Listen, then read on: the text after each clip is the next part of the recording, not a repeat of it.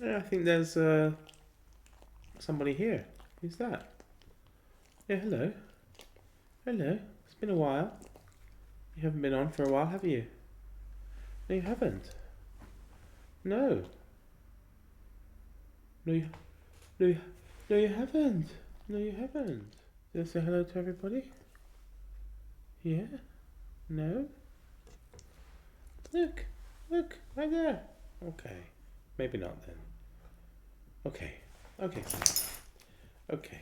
So this weekend just gone, I ticked off my 500th book of Goodreads. 500 books. That seems quite a lot, doesn't it? Well, I'm sure you'll be interested to know how long that took me. Hello, everyone. Welcome to and welcome back to my channel, Book Time with Elvis, with me, Mark, and as you saw at the beginning there, Elvis as well. You'll probably hear some squeaking and toys and stuff in the background as we go along. So yeah, 500 books. Now, it's interesting because some people have been doing this 500 book challenge, and they keep wondering how long it's going to take them and that kind of thing, and trying to work it out. Well, strangely enough, I could say I started Goodreads back in 2015, so that's 8 years ago. Did it really take me 8 years to read 500 books? The answer, of course, is no, because I didn't actually keep up with it for the first couple of years, and although I read, and I didn't read anything like the amount I'm reading now since I've been doing BookTube. I've always loved books, of course, but it seems that having a hobby like this, you have to excuse me, I have either terrible hay fever or a cold. I can't work out which is which, and it's been lasting a couple of days. So if I sound a bit funny, that's the reason. I never read anything like the amount that I've been reading in the 2 years that I've had this channel, which of course is a good thing. I mean, it's nice to have that kind of motivation to kind of give one that the shove in the right direction when it comes to polishing off more books every year. Now, I am quite a slow reader compared to a lot of people on here. I also think I read, you know,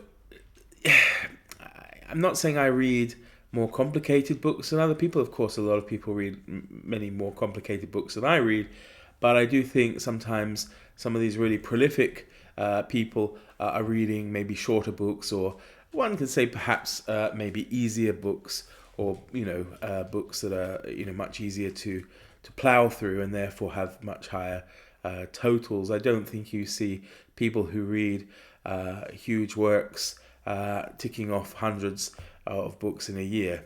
So yeah, I mean, maybe I'm wrong, and if I am, by all means, let me know down below. So did it take me 8 years? As I said, no, it didn't.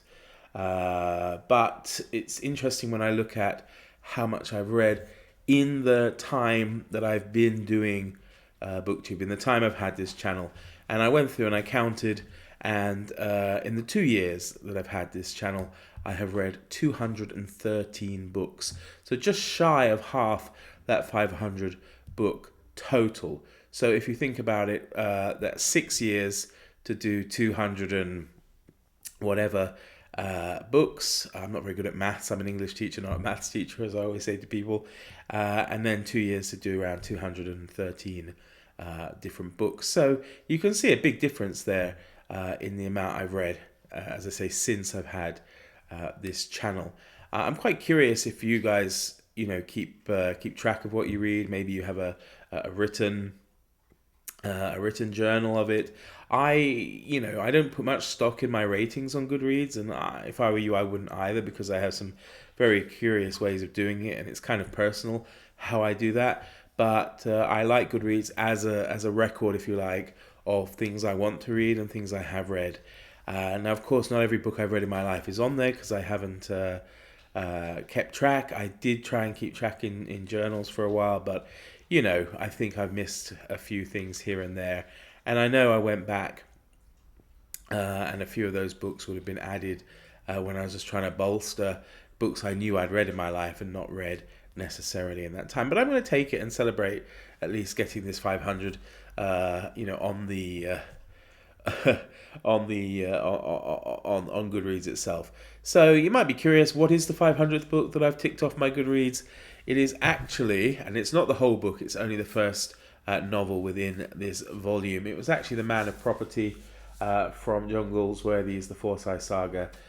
which I finished over the weekend, and it was, of course, fantastic.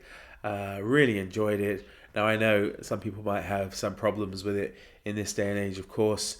However, I would totally recommend it to everybody because it's a wonderfully written book and extremely compelling. I found it quite a page turner.